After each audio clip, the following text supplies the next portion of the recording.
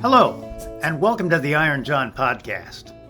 In this episode, Asher Packman, founder of the mythopoetic community Fifth Direction, based in Australia, and I, Walton Stanley, discuss the importance of mythic stories and folk tales in men's soul work, and how story functions in our lives, in the psyche, and in daily life. Thanks for listening to the Iron John podcast.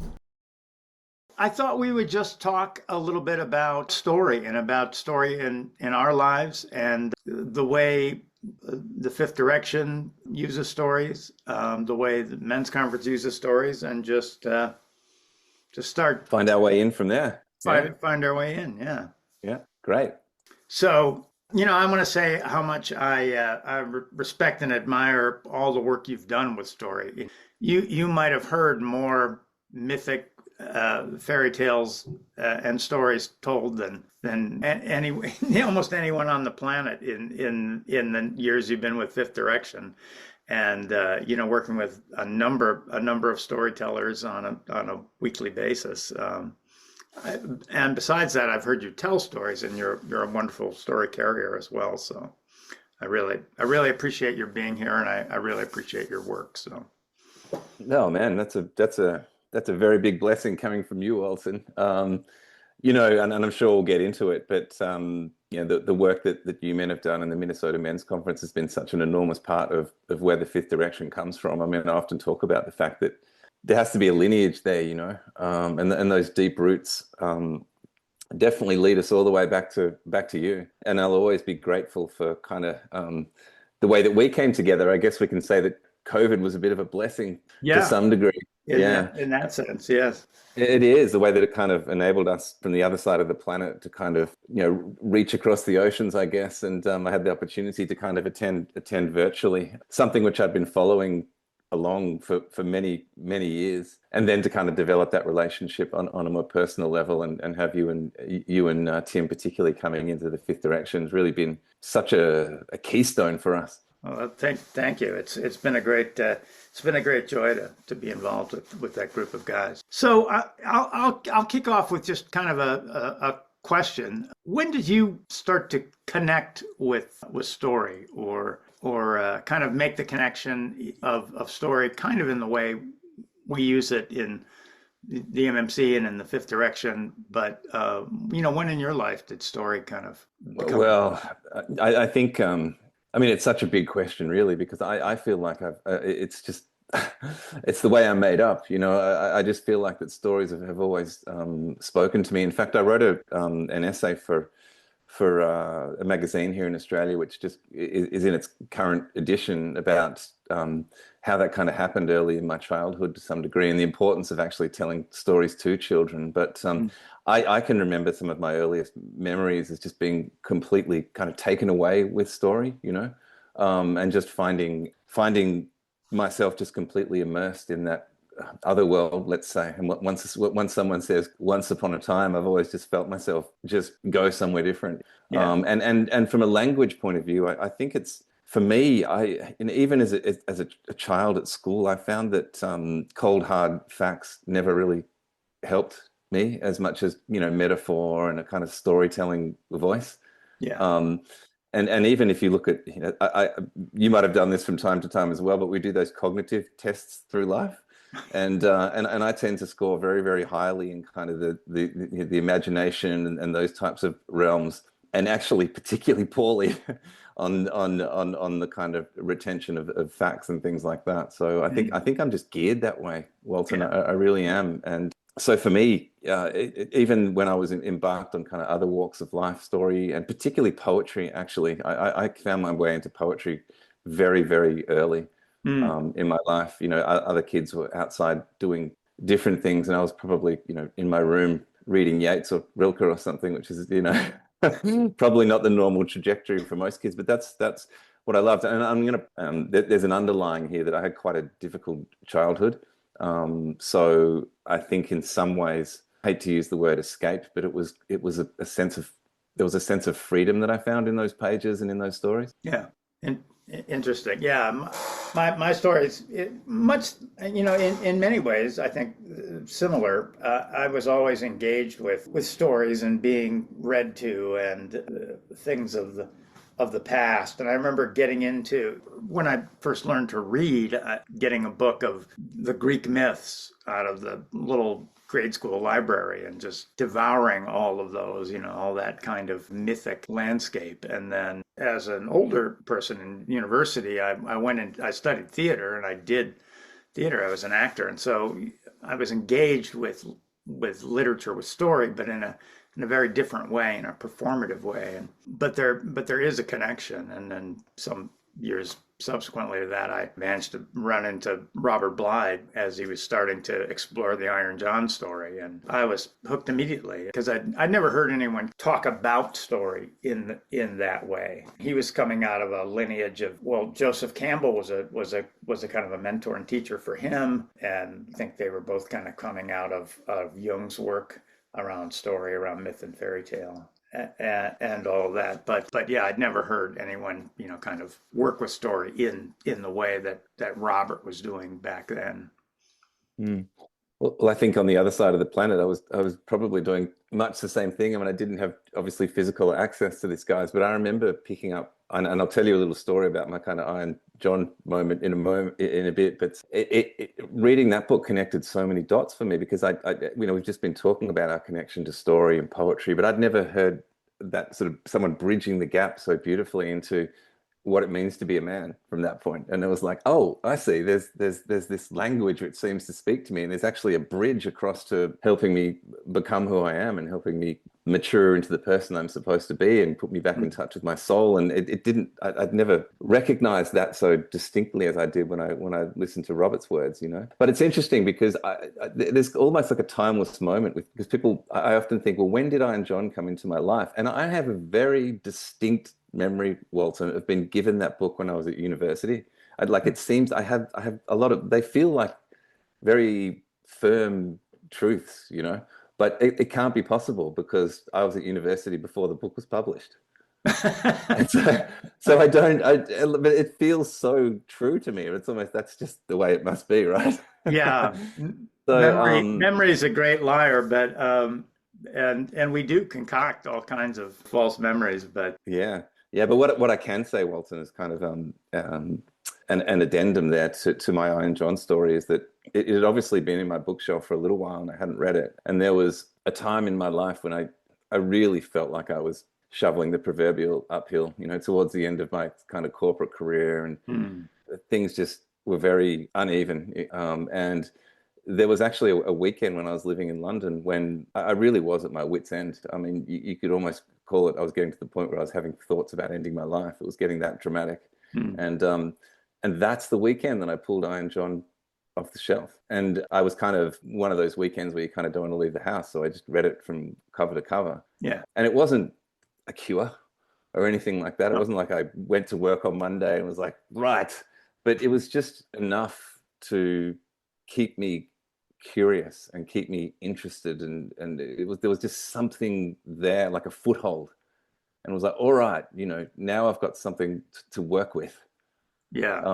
And I was able to kind of move on from there. If anything from that book, it would be going to work and telling the boss to stuff it. I mean, it wouldn't be.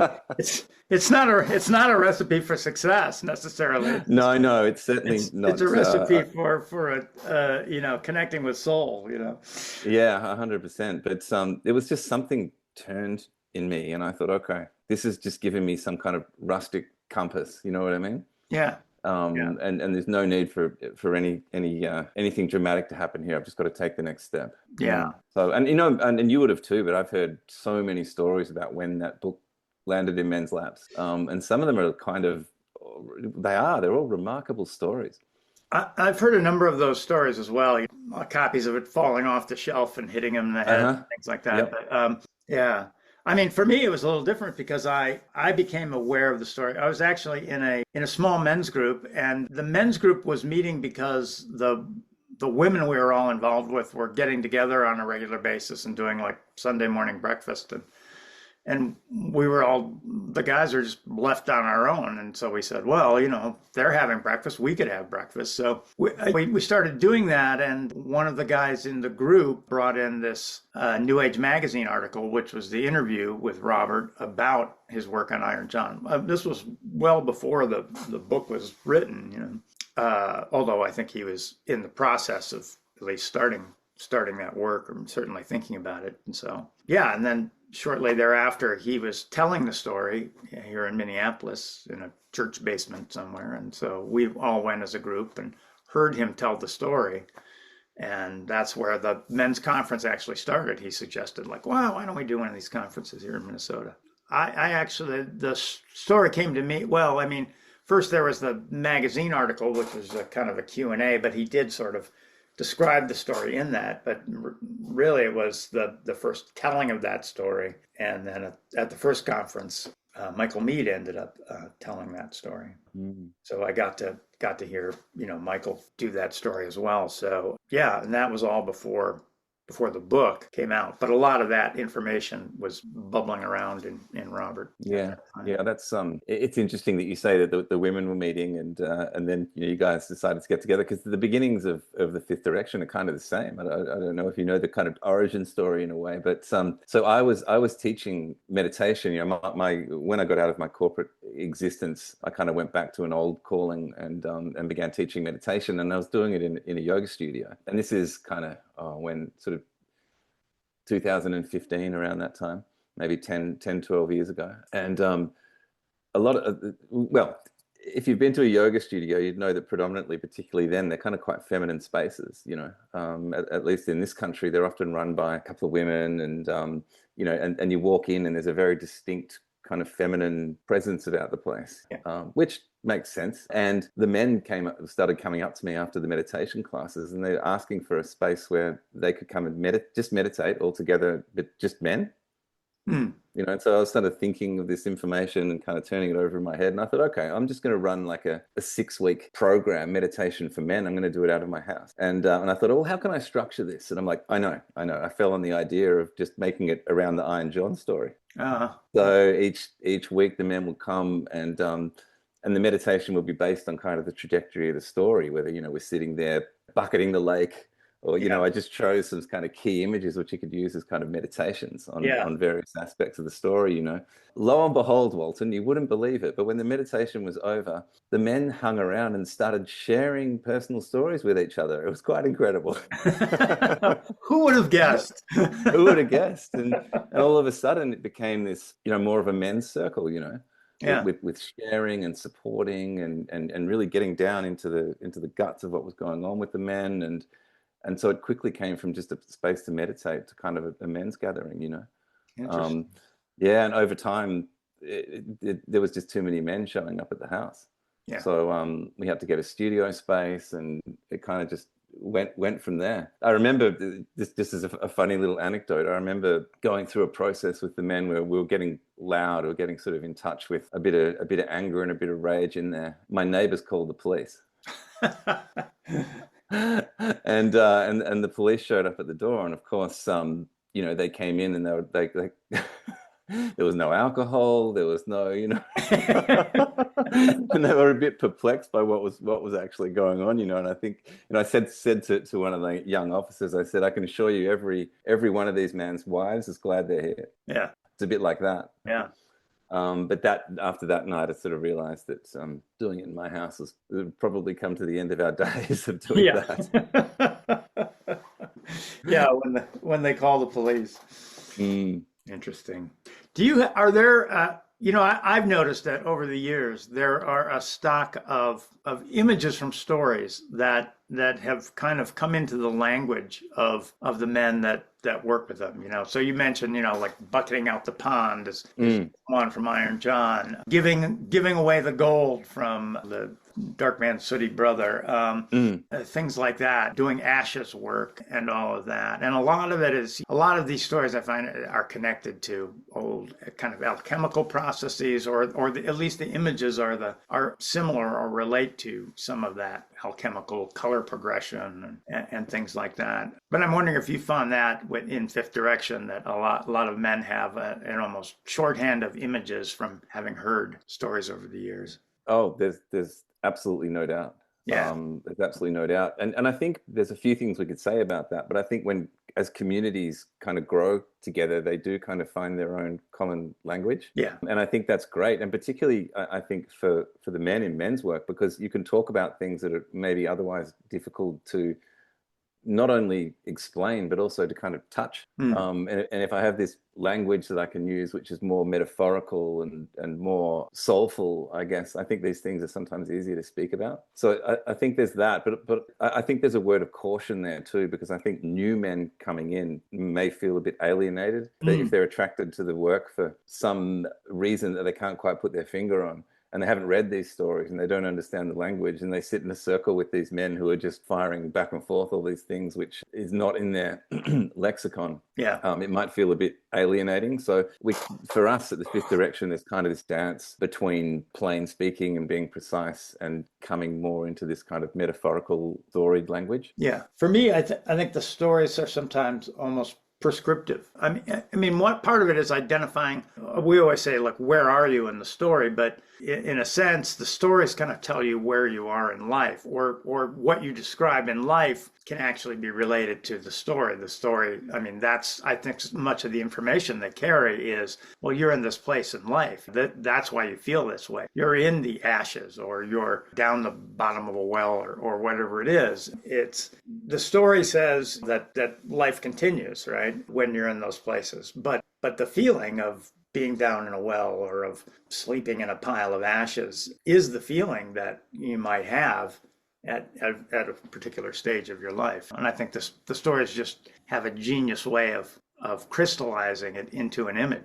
Well, I think you're right, because language, but particularly English, is a pretty blunt instrument. And so for me to describe a feeling using words is very difficult, but to do so using images is a darn sight easier.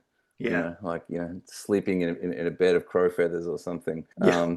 It's just lovely, and it's actually in many ways more precise to the feeling than kind of just descriptive words.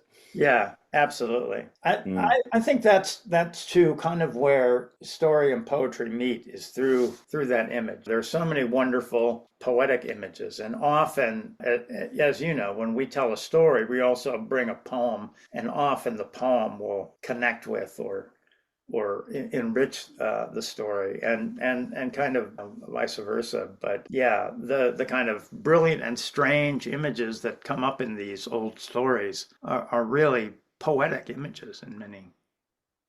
Oh, absolutely. And I think that's what you and I were possibly both pointing at when we talked about our childhoods, because that is the way language resonated with me, through image. I found myself able to understand, able to learn, able to be with imagery spoken rather than instructions, if you will. Yeah. Invitations rather than instructions is what I like to say. Yeah.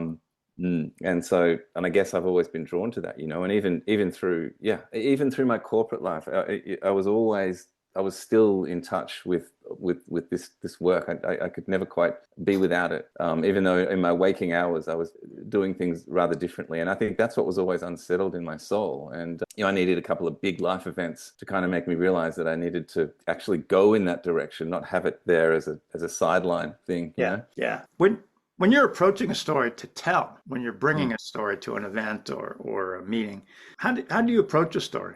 Well, we used the word invitation before. I like to invite it in. Yeah, just behind me here, I have an altar on the wall. You can't quite see behind me, but in the week or so leading up to telling a particular story, I'll put some things on my altar which kind of are gifts to that particular story, which maybe gifts from the tradition from which it comes from, or just something like that.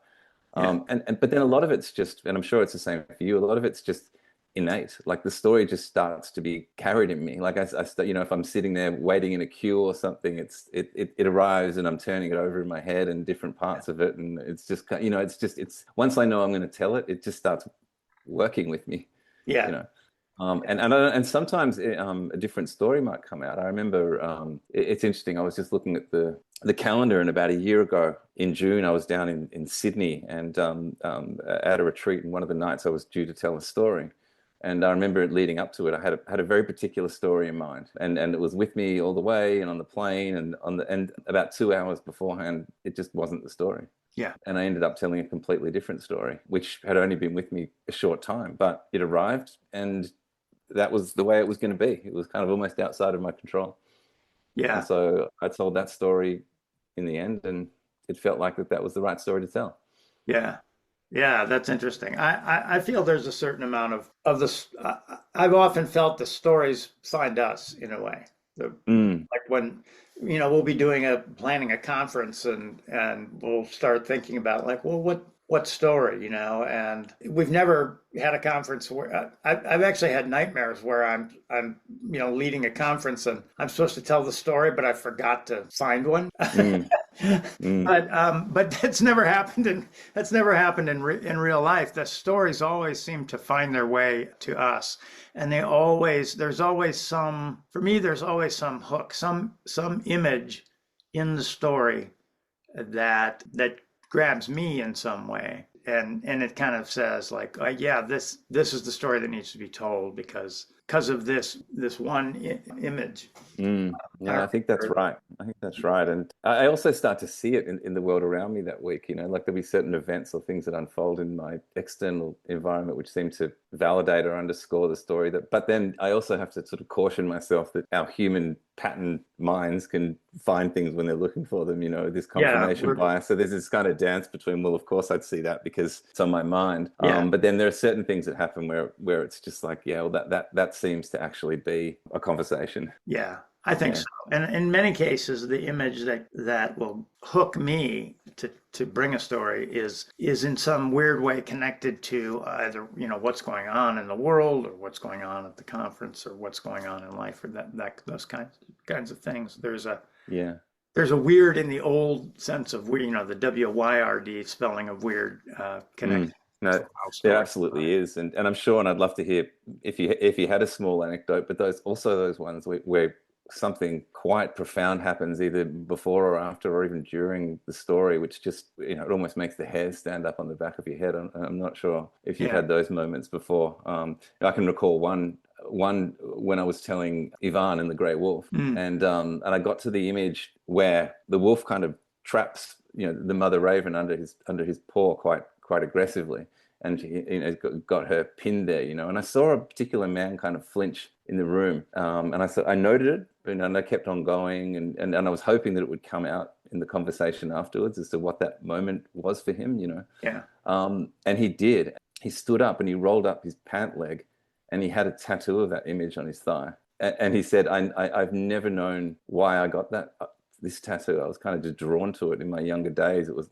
a drunken night out or something, but he just was trapped by that image and ended up getting his tattooed on his upper thigh. And I just said to him, He didn't know the story. It didn't didn't know the story. come No. from, yeah. Yeah. And I sort of said to him, does it mean something for you now, brother? Like the image, it's the way you go as far as getting, and he just said, absolutely. Absolutely. I know what that means for me. Yeah. Mm. And it Yeah. was just like, wow, okay. For that moment alone, that was the right story that night. Yeah. Yeah, absolutely. Mm. What do you find is the difference in the experience between reading a story and hearing a story told by a storyteller, story carrier? Mm. Well, it's something to do with the words being trapped on the page, isn't it? I think that it's more of a static experience. It's still a wonderful thing, but it doesn't have that alchemical relational dance between the storyteller's jaw and my ears and the ears of everybody else Mm, sitting in the circle. There's a dance. It's never the same twice, right? right. And I think once we trap the story on the page, yeah, it's just a different, less dynamic experience. And obviously, still plenty to be gained, but it doesn't have that dance anymore. Yeah, I agree. something like that.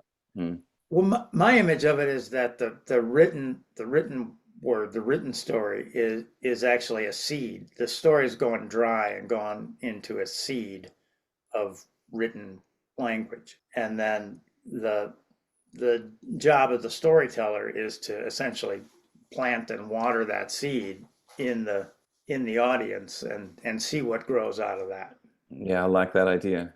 Yeah, that's actually a lovely that's a lovely image for me because we always talk about the idea of the soul not drying out, right? Well, yeah, So yeah, so a story coming from the jaw of a storyteller is moist. It's alive. It has roots and it can kind of go in any direction it likes. And the fact that it's never going to get told the same twice, it's because of the people in the room and the storyteller that night and the phase of the moon and every yeah, other yeah. different permutation and combination available. Yeah, that's right. And Ben Dennis and I are working on a collection of a written book of the stories, many of the stories that were brought into the Minnesota Men's Conference over the last 41 years. But I find in retelling those stories for the written page, you have to do this same process in reverse. Mm. Written language is different than verbal language. It doesn't, you can do, I think you can do a lot more verbally than you can in writing as far as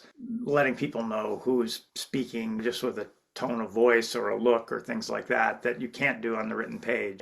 You have to say she said, he said, he Yeah, yeah. kind of things in there just to keep track of who's saying what to who, right? No, I agree. But also the even the linear nature of it, Walton, I think, that because for me, and I'm sure it's the same for you, but when it's this dynamic coming out of my jaw, sometimes the beginning, middle, and end starts to not be exactly the same as it was on the written page. I'll find that I'll move over a piece, but then have to kind of almost backfill it later in the story Yeah. because I realized I haven't treaded over that ground well enough. But it's not it just becomes like a dance, a backwards and forwards dance, and that's why it's different every single time. And what I often found, if I just let go of myself and just trust that it always comes out the way it's meant to come out, Yeah. Even if a piece or two got missed, it's usually a correct miss Yeah. I for think that's whatever reason. I think that's absolutely right. Like, yes, sometimes stuff does get missed when you're relating a story, and it's like, well, that part didn't want to be told tonight. 100%. Yeah. And I think as a storyteller, you've got to learn to sort of get out of the story's way, Yeah, and just realize that it's just using you as a mouthpiece. yeah, And so it wants to be told a certain way, and you just have to kind of not bring your ego into it, I guess, to try to make it sound like it's supposed to sound like. yeah. I guess that's the trick. There was something else in there that I wanted to say, but it's escaped me for the moment, ironically. Well, hopefully it was the correct. Yeah, that's right. Exactly, exactly.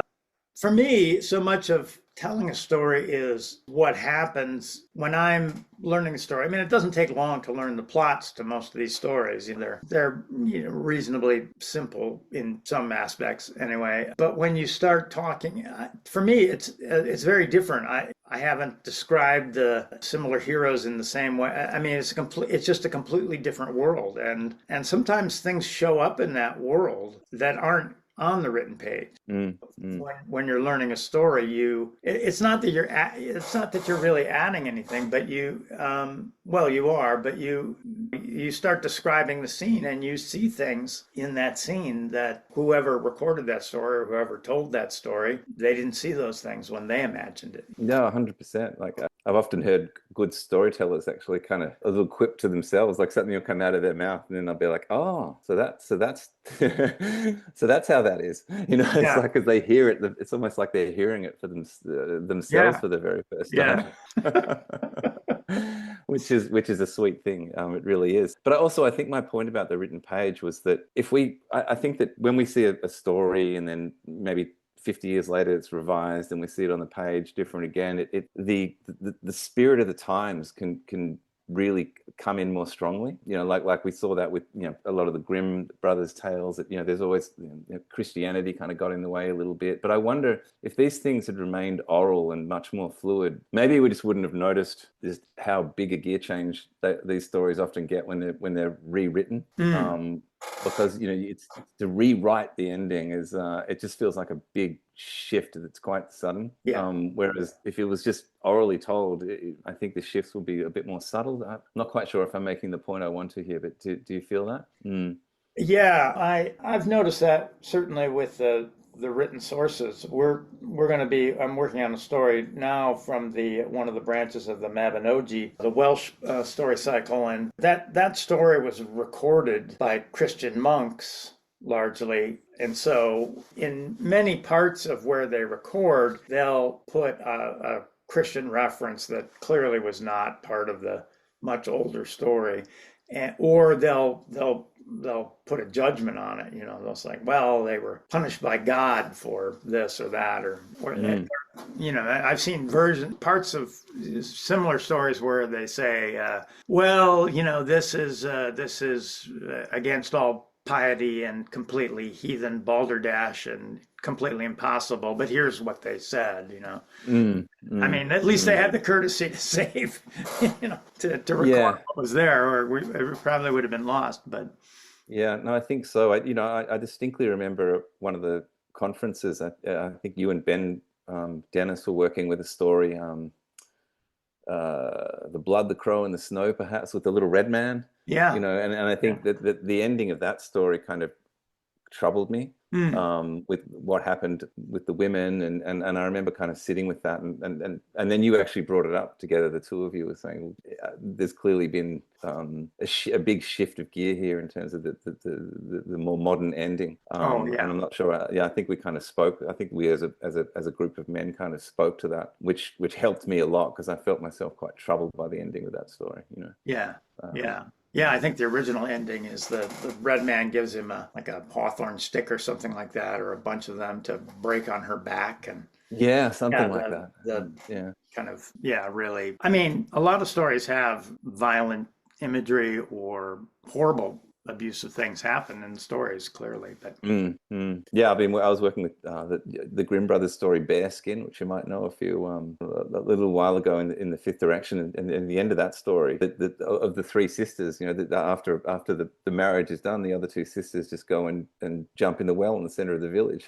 Yeah, that's it. It's like it comes, and you understand that from a psychic point of view, or any other way you want to look at the story. But in and of itself, as it rolls off the tongue, it seems it seems difficult.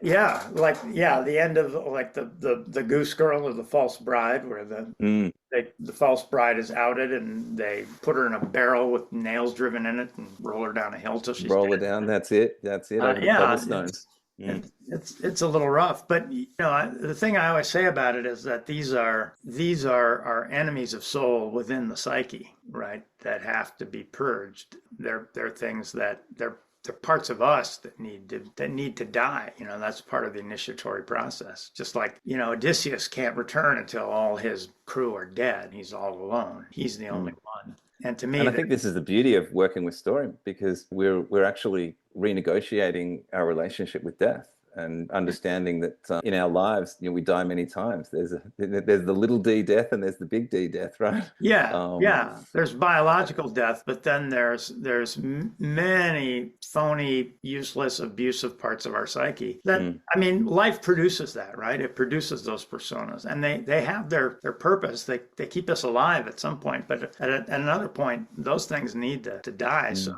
And would you argue, you know, or suggest, Walton, that perhaps in our current culture, this is where we have a lot of difficulty in understanding, you know, the difference between these various deaths, if you will, and you know, because death as a whole is kind of, it's almost the last bastion. It's changing now, you know, with death cafes and things like that, but it's kind of the last conversation, you know, the one that's kind of still under the rug to some degree. I feel like we can talk about anything these days, but that one, I think there's still this resistance. I think it's changing, and there's some people doing some amazing work, but I still think that the ego has a lot of trouble with that conversation. So therefore, we can't have, you know, the little d, big D conversations around death. Yeah, I think from the ego point of view, death is death. I mean, the ego is a literalist, right? It sees those deaths as the end of it. You know, and in many ways, that ego death is what needs to happen in order for a person to mature. But yeah, it perceives it just the way we would perceive a tidal wave coming at us or something. You know, 100%. And I think that's, to me, you know, what we're discussing now is possibly really at the heart of why these stories are so powerful, because you can start to approach some of this stuff.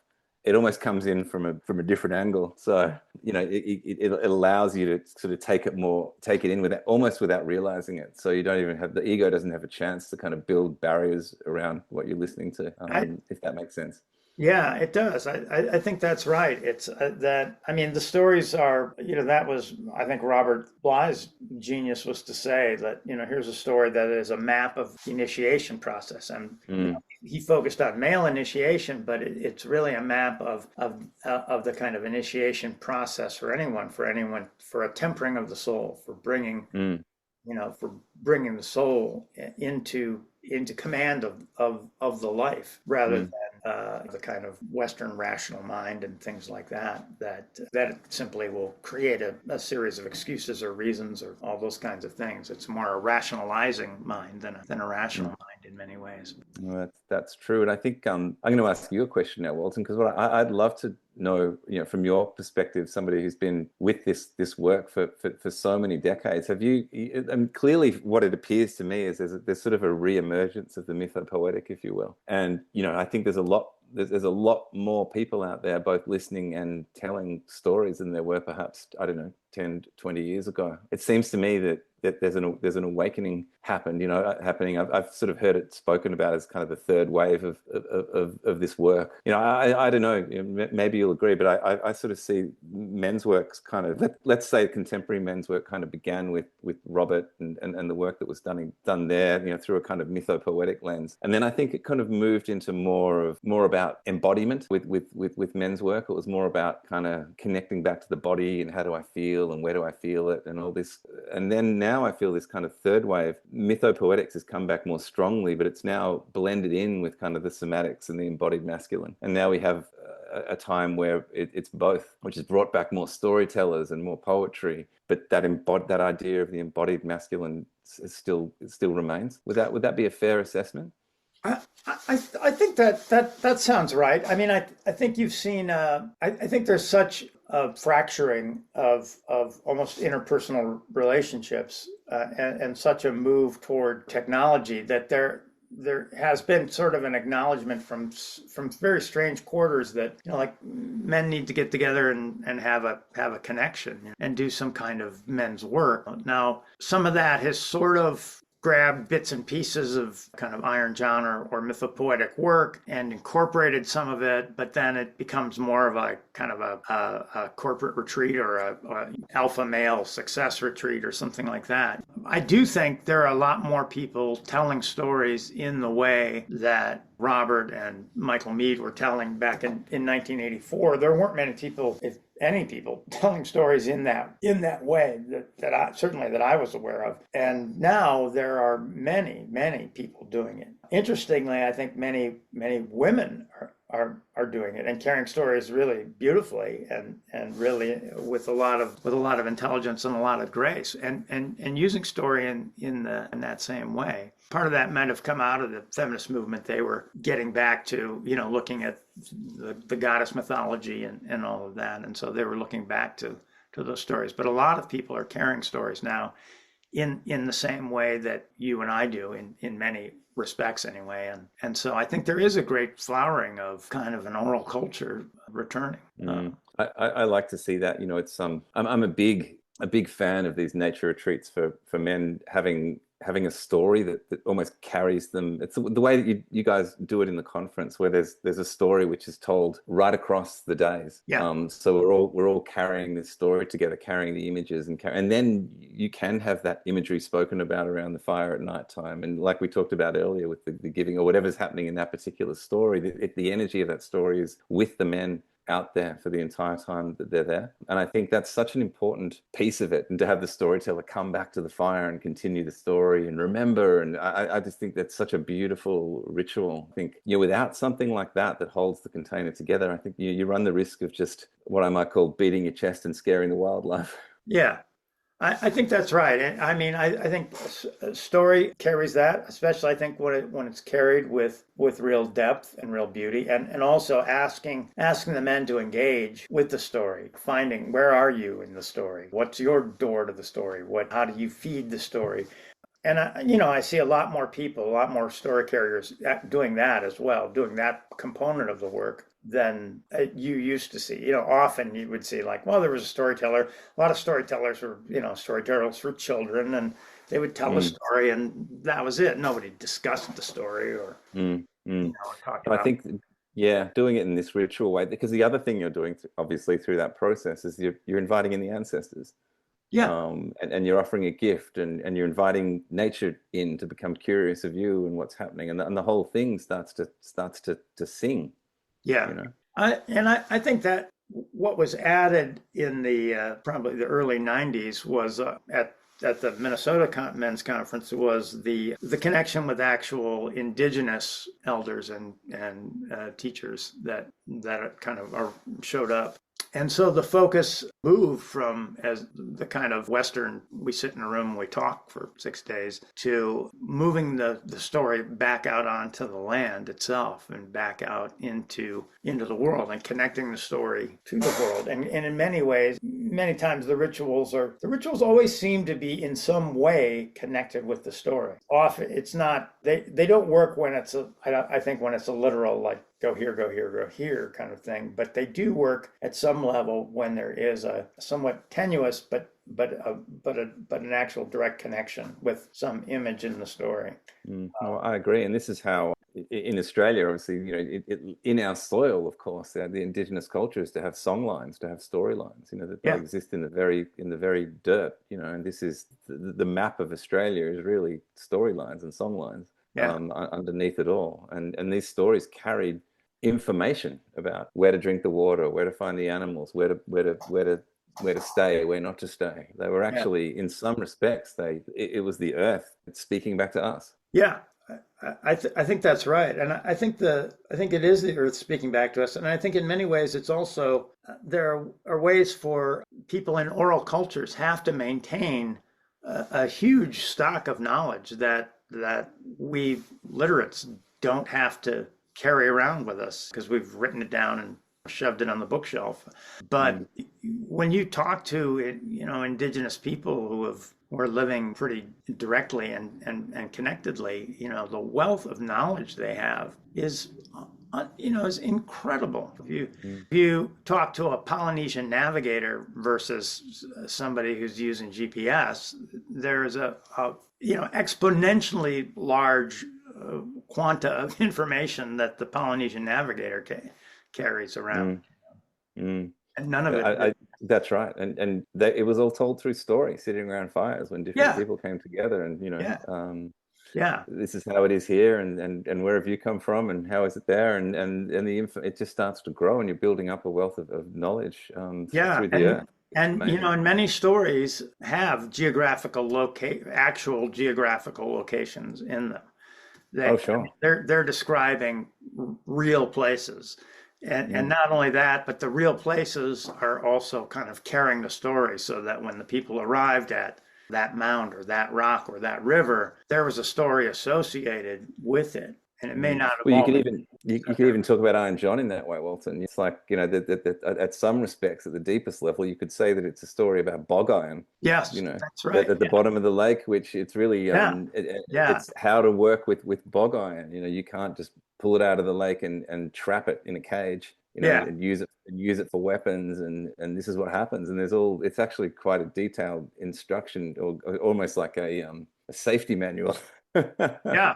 I think that's right. And I remember my friend Peter Hutter kind of making that connection. And it was like, oh, Mm, yeah, I think that's right. mm, That mm, is an element. And yeah, and I think that as in many kind of mnemonic devices, like physical places or the great tree or the great rock or the great mountain or the holy mountain or things like that, a story also can carry information for a lot of different users and a lot of different purposes. Oh yeah, it's not this, it's not that. It's very much Yeah, both and I think that's the very nature of story, that it can't be pinned down in that way. yeah, There's no right or wrong answer, right?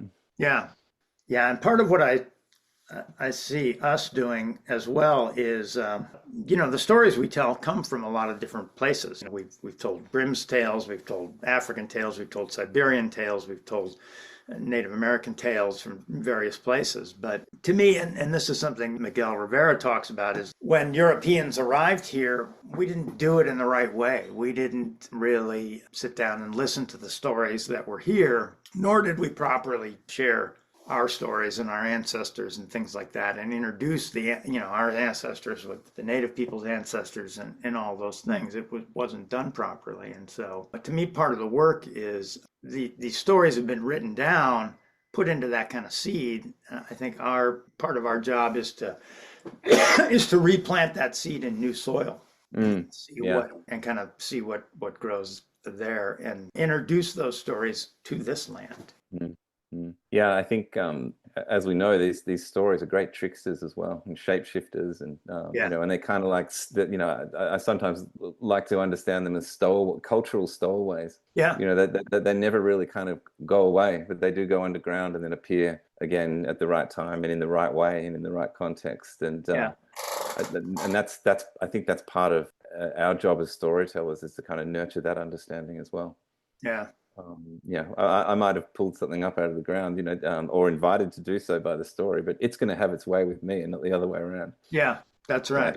It's really just using me as a conduit, and it's been shape shifting and time traveling, and for however long, a long time. Yeah, not to mention what it does to all the people in the audience that you plant that story in. Yeah, that's exactly right. Right. Yeah, so it's more a caretaking role than anything else, but knowing that you are certainly not in charge. Yeah, absolutely. Well, I don't have we said everything we know about stories in the last time?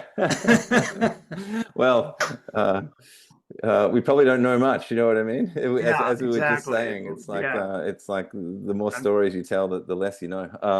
That's right. But it's been a beautiful conversation, Walton. And again, I guess what's in my heart is just a deep gratitude for you and for all the men that I've met through the conference and on the journey, and whatever we can do, in the Great South here, then we're certainly up for it.